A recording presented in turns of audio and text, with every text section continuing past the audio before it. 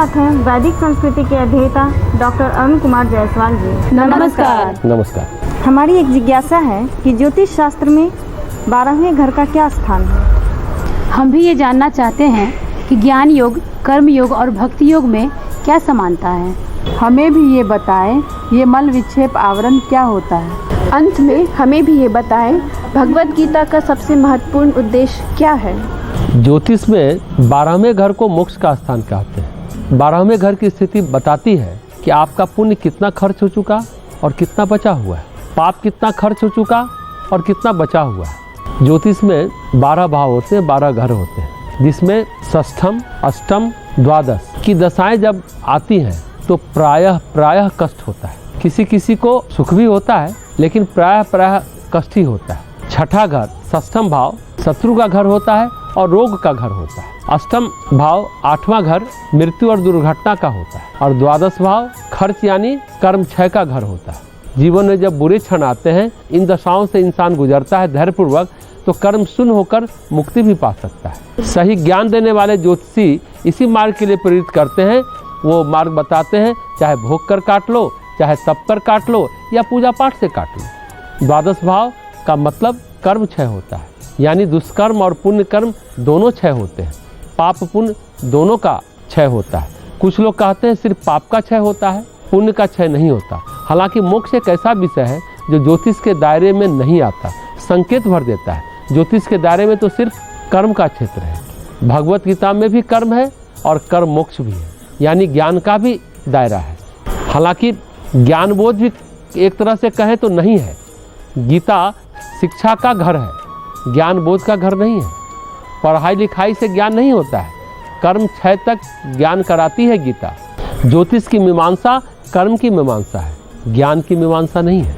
भगवत गीता कर्म क्षय के ज्ञान की मीमांसा है। ज्ञान योग और कर्म योग के अंतर को पहले जानें, फिर समानता को जानेंगे। ज्ञान योग और कर्म योग में मूल अंतर ये है कि कर्म योग में अनासक्ति यानी आसक्ति का त्याग है, निष्कामता का भाव है। ज्ञान योग में अहंता का त्याग है, कर्तापन की भावना का त्याग है।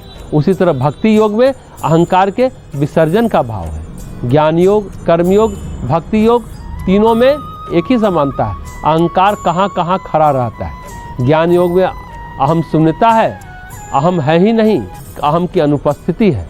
कर्म योग में अहम चिपक नहीं पा रहा है, अनासक्ति है, अहंकार से आसक्ति नहीं है। यानी 4 गाली कोई दे दे तो आप बदला लेने निकल जाओ। कर्म योग में अगर हैं आप, अहंकार ही हमारे आसक्ति का कारण बनता है या द्वेष का, बैर का कारण बनता है। और भक्ति योग में अहम विसर्जित हो रहा है, अपने आराध्य के चरणों में विसर्जित होता है। कर्म योग में अहंग है पर चिपकता नहीं है। भक्ति योग में मूल से खत्म हो जाता है, विसर्जित हो जाता है, यानी पूरा विसर्जन है। एक संदर्भ हम यहाँ बताना चाहेंगे। हनुमान जी को बाली ने ललकारा, पर बाली को वरदान था कि जो कोई युद्ध करेगा उसकी आधी शक्ति बाली को मिल जाएगी। बाली ने भगवान राम को गाली दिया तो हनुमान जी को गुस्सा आ गया, वो लड़ने को युद्धत हो गए। पर ब्रह्मा जी ने कहा बाली के मृत्यु का समय अभी नहीं आया है हनुमान, इसलिए गड़बड़ हो जाएगा अगर तुम अपनी पूरी शक्ति का प्रयोग करोगे। इसलिए तुम 10% शक्ति रखो और बाकी 90% शक्ति भगवान को समर्पित कर युद्ध करने जाओ। हनुमान जी गए और आधी शक्ति तो बाली को जानी ही थी। जैसे ही हनुमान जी की शक्ति जानी शुरू हुई, बाली की नसें फटने लगी। अब बाली घबराया, ये क्या हो रहा है। हनुमान जी ने कहा तुम आधी शक्ति लेते हो, आधा जा रहा है। उतने ही में फट रहा है बाली। अब 220 वोल्ट के तार में 440 वोल्ट का करंट प्रवाहित होगा तो क्या होगा। वही हाल बाली का हो रहा था। मरने की स्थिति बनने लगी तो बाली युद्ध से विरत हो गए। ये ज्ञान बाली को हुआ। तो ये तीनों ज्ञान योग, कर्मयोग और भक्ति योग अहंकार से पीछा छुड़ाने का माध्यम है। तीनों में यही समानता है, अहंकार से पीछा छुड़ाना। अगर विवेक बहुत प्रगाढ़ है तो अहंकार को आप परे धकेल देंगे। विवेक कमजोर है तो अहंकार को चिपकने और लिपटने नहीं देंगे। मतलब अहंकार के कारण झगड़ा लड़ाई तो नहीं करेंगे, आसक्ति और अहंकार से दूर रहेंगे। विवेक से ज़्यादा भाव प्रबल है तो अहंकार को भगवान के चरणों में विसर्जित कर देंगे।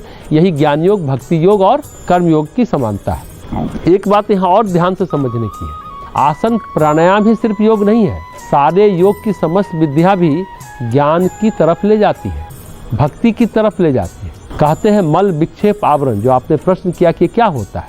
तो जो मल होता है वह कर्मज होता है, कर्म का होता है। एक बार धो फिर चढ़ जाता है, क्योंकि कर्म तो हम निरंतर करते चले जा रहे हैं और कुछ भी ऊपर नीचे होता है तो मल चढ़ जाता है। जैसे धूल मिट्टी से कपड़ा मैला होता है, उसी तरह कर्मज मैल हमारे चित्त पर चढ़ जाता है। विक्षेप का क्या मतलब है? जो मन को भटकाए, आसक्ति, मोह, राग, द्वेष, वृत्ति ये भटकाती है, विक्षेप करा देती है। अभी इसकी याद आ रही है, थोड़ी देर बाद उसकी याद आने लगती है, यही भटकाव है, यही विक्षेप है। मल विक्षेप के बाद है तीसरा आवरण, जो अहंकार होता है। अहंकार की परत हटी तो समझ ले सामने भगवान है। घूंघट के पट खोल तुझे पिया मिलेंगे। ये घूंघट का पट क्या है? अहंकार का पट है। ये घूंघट काहे का है? ये घूंघट अहंकार का है। लेकिन पूरी गीता सुनने, समझने, चिंतन मनन करने के बाद हमें लगता है जीवन में एक बार शुरुआत करनी चाहिए और निरंतर कोशिश करनी चाहिए। झगड़ा लड़ाई किए बिना सहन कर जाना चाहिए। हालांकि इसमें कष्ट बहुत होता है, पीड़ा बहुत होती है, सहन करना, बर्दाश्त करना, अपने को नॉर्मल रखना, सामान्य रखना, पर निरंतर प्रयास हम सभी जरूर करें। इन कष्टों को गुजरने देना चाहिए अपनी ज़िंदगी में। इस तरह से अगर हम जीवन जीते हैं तो बात बनती चली जाएगी। इस तरह से जीवन जीना चाहिए, हल्का फुल्का, सहयोग सहकार भरा जीवन जीना चाहिए, क्योंकि संसार में कुछ भी प्राप्त करने लायक नहीं है। ये बात बहुत महत्वपूर्ण है कि संसार में कुछ भी प्राप्त करने लायक कुछ भी नहीं है। संसार का अस्तित्व ही नहीं है। जैसे भूसा में दाने ढूंढेंगे तो मिलेगा, नहीं मिलेगा। बालू में तेल ढूंढेंगे तो मिलेगा, नहीं मिलेगा। संसार और सांसारिकता के प्रति जब हमारे पास ज्ञान दृष्टि होती है, भक्ति दृष्टि होती है, भगवत गीता की योग दृष्टि होती है, तो विचार बदल जाते हैं, संसार का रूपांतरण हो जाता है। संसार फिर हमारे सामने रहता ही नहीं है, भगवान हमारे सामने रहता है। भगवत गीता विषाद योग से शुरू हुई क्योंकि अर्जुन को संसार दिख रहा था, भीष्म पितामह दिख रहे थे, द्रोणाचार्य कृपाचार्य दिख रहे थे। कैसे मारे? फलस्वरूप डिप्रेशन हो गया अर्जुन को, अवसाद हो गया। संसार और सांसारिकता के कारण इंसान क्या क्या नहीं करता है। आदमी कुकर्म कब करता है, पाप कब करता है? लालसाओं के कारण, संबंधों के कारण करता है। तो संसार खड़ा है, भीष्म पितामह खड़े हैं, द्रोणाचार्य खड़े हैं, गुरु खड़े हैं, मामा खड़े हैं, चाचा खड़े हैं, ताऊ खड़े हैं।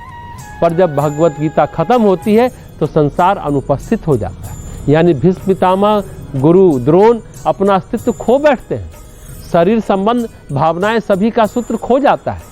फिर लगता है ये भगवान है, संसार नहीं है। संसार को भगवान के रूप में देख पाना, अनुभव कर पाना ही भगवत गीता का महत्वपूर्ण उद्देश्य है, जो आपने प्रश्न किया। संसार को भगवान के रूप में देख पाना, अनुभव कर पाना भगवत गीता का यही महत्वपूर्ण उद्देश्य है। संसार और सांसारिकता का जब तक अनुभव हो रहा है तब तक आप विषाद में हैं, यानी आध्यात्मिक दृष्टि विहीन है।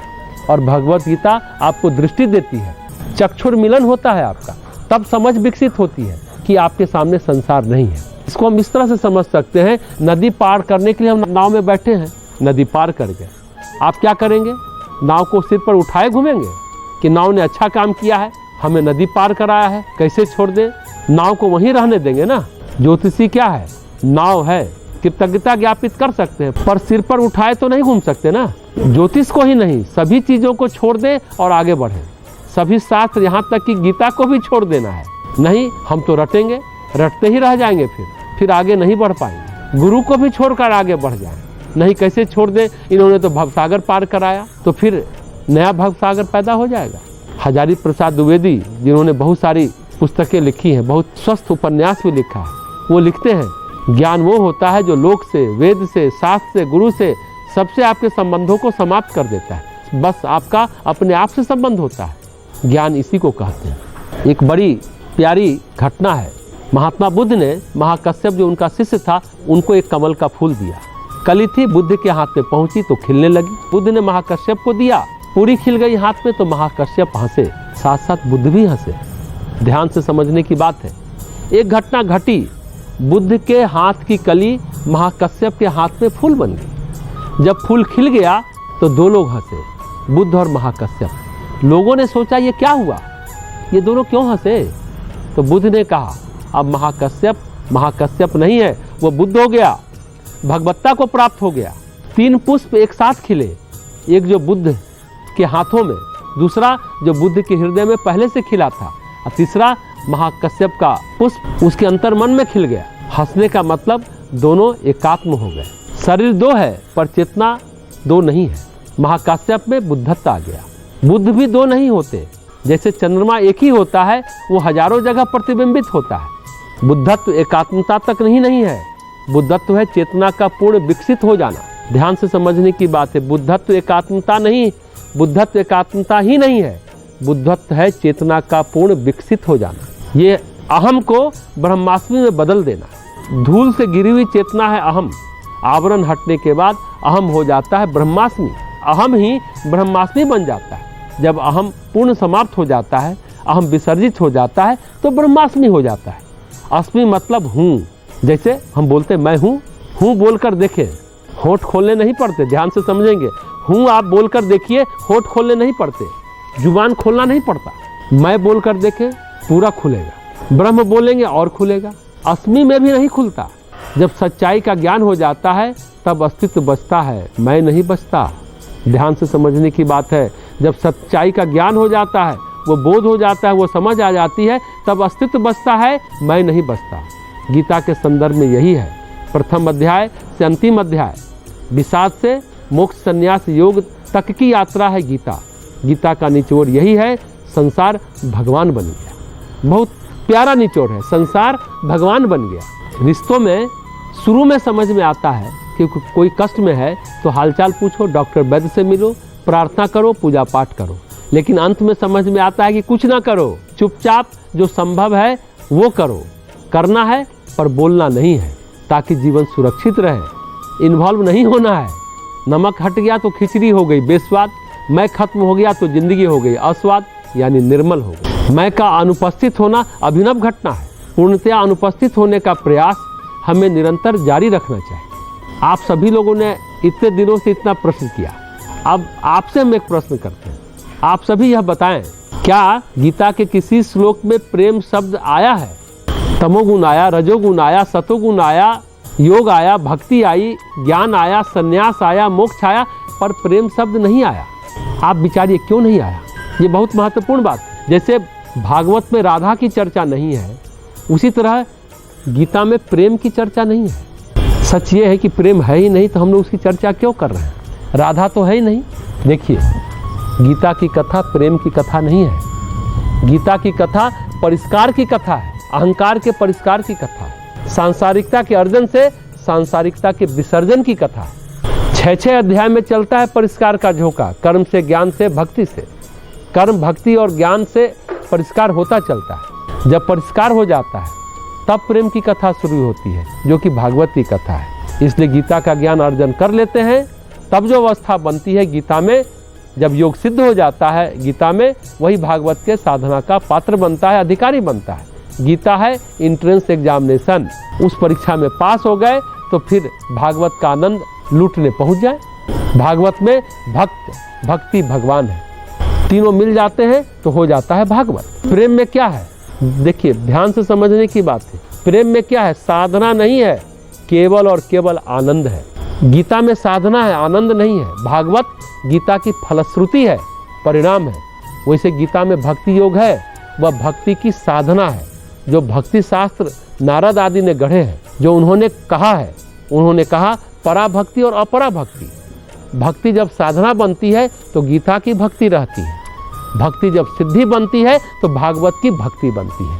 साधन सिद्धि राम पद नेहु, गोस्वामी तुलसीदास जी कहते हैं, साधन और सिद्धि। गीता में भक्ति साधना है, भागवत में भक्ति सिद्धि है। जब सिद्धि बनती है तो वही प्रेम होता है। इसलिए गीता में एक बार भी प्रेम की चर्चा नहीं है। उसी तरह भागवत में राधा की भी एक बार चर्चा नहीं है। भागवत में तो प्रेम है, पर राधा का जो प्रेम है वह प्रेम की पराकाष्ठा है, प्रेम का चरम है, प्रेम का शिखर है। और वह प्रेम भागवत में भी नहीं है, वो पंचरात्र में है, वहाँ आनंद की पराकाष्ठा है। ये बहुत ही महत्वपूर्ण बात है। जीवन की मांग धन पद यश नहीं है, जीवन की प्रारंभिक मांग, और हम समझते हैं अंतिम मांग, सर्वाधिक मांग प्रेम है। लेकिन प्रेम मांगने से मर जाता है, दुर्गंधित हो जाता है, बटोरने से बिखर जाता है, बांटने से बढ़ जाता है। जिस प्रेम की बात हम लोग कर रहे हैं, प्रायः हम लोग कहते हैं भावना का निचला तल वासना, बीच का तल प्रेम, ऊपर का तल भक्ति। लेकिन यहाँ जिस राधा के प्रेम की बात कर रहे हैं वो भक्ति से ऊपर है, जहां प्रेम साधना नहीं है, प्रेम सिर्फ और सिर्फ केवल और केवल आनंद है। जब साधना की सारी परिस्थितियों से गुजर जाते हैं, सारे तल को पार कर जाते हैं, तब प्रेमानुभूति होती है। वो भक्ति से ऊपर है, भक्ति से परे है। ये समझने की बात है। वो आनंद की पराकाष्ठा है जो राधा में है। तो भागवत में भी प्रेम है, लेकिन प्रेम की पराकाष्ठा नहीं है। गीता तो कह सकते हैं भक्ति की साधना है। इतने दिनों से हम लोग गीता का पारायण कर रहे हैं। हम समझते हैं कि जिन लोगों ने भक्ति भाव से इनका श्रवण किया है, उनके जीवन में आनंद की पराकाष्ठा आए, ऐसी हम कामना करते हैं, शुभकामना करते हैं, शुभ इच्छा रखते हैं। सभी सुनने वाले सुधी जनों को नमस्कार। ओम शांति। समाप्ति।